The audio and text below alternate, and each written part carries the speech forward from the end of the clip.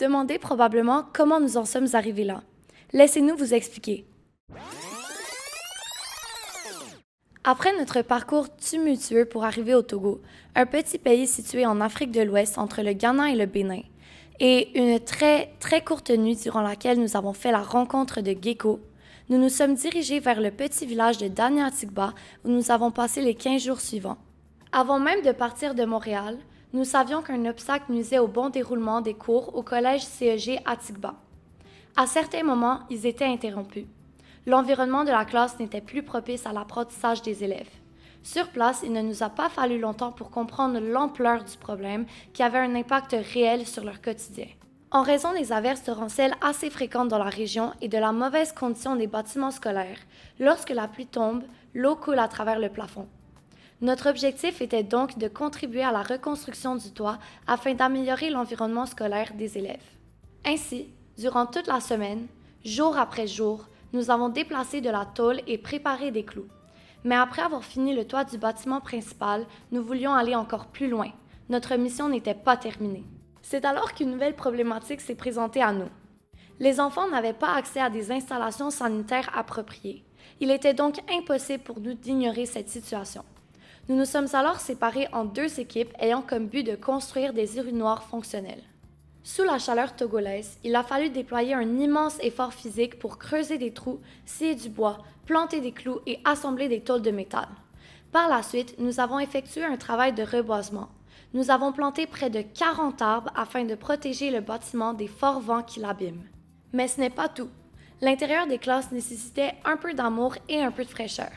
Avec l'énergie qui nous restait, nous n'avons pas hésité à nous salir en repeinturant les murs. De vrais Picasso. Bref, après de longues heures passées sous le soleil, le duo qui avait la chance de cuisiner le dîner pouvait aiguiser sa maîtrise du feu et améliorer ses habiletés de cuistot à partir d'ingrédients simples. Certains d'entre nous ont notamment eu la chance de préparer du foufou, une sorte de pâte gluante, plat typique de l'Afrique de l'Ouest. Après ce court moment à nous rassasier et une pause à 15 heures, prise par la majorité des gens du village en raison de la chaleur étouffante, il était temps de retourner au travail. Après des journées de dur labeur, il nous fallait enfiler des vêtements longs et remettre du chasse-moustique. Pendant que l'équipe du souper s'affairait à la tâche, nous jouions à Uno, à pige dans le lac et même à traître à bord. Un moment parfait pour développer la complicité dans l'équipe. Après le repas se déroulaient parfois des cours de Ewe, une langue largement répandue au Togo. À l'issue de ces 3 semaines, nous savions finalement comment demander des bananes à Konate et des ananas à Toto. Sachez qu'une semaine de travail sous le soleil n'était pas assez exigeante pour notre énergie débordante, donc nos fins de semaine étaient bien plus remplies. Nous avons fait la visite de la cascade Willy, à la frontière entre le Ghana et le Togo. Mais sa beauté est trompeuse. Derrière une façade paradisiaque se cache une randonnée exténuante qui a renversé 5 des 8 matelots à la mer. Seulement 3 personnes ont atteint le site, tandis que les autres se sont mérité un repas au resto. Nous avons fait plusieurs visites culturelles durant notre séjour, comme la vallée des chauves-souris. Dans certaines localités du Togo, cet animal volant est empreint de significations spirituelles. Nous avons également visité un jardin botanique où nous avons pu approfondir nos connaissances sur différentes plantes, fleurs et espèces végétales. Cette expérience nous a permis de mieux comprendre la richesse naturelle du Togo. Les fins de semaine étaient aussi dédiées aux entrevues avec les habitants du village. Certains parlaient en Ewe, ce qui n'a pas facilité la compréhension, mais nous avons tout de même réussi à créer un lien avec chacun de nos interlocuteurs et à en tirer de nombreux apprentissages. La fin de notre périple à la campagne s'est vécue de manière lourde et sentimentale. C'était très spécial de voir les dons parvenir aux mains des villageois et de voir à quel point cela était signifiant pour eux. Notre mission était désormais terminée et c'est à ce moment que la partie touristique de notre périple a commencé. À notre arrivée à la capitale, nous avons rapidement remarqué un grand décalage par rapport à Dania-Atigba.